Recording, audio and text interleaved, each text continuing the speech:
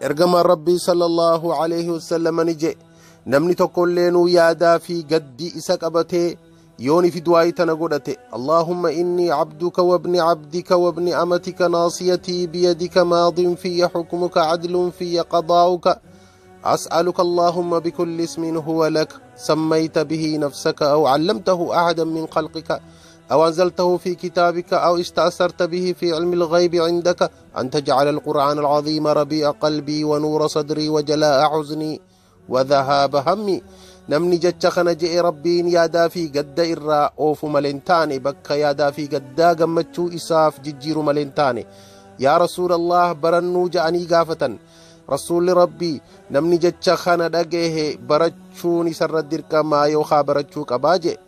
tanaaf isinis obboleeyyan kiyya baradhaa du'aa'ii tana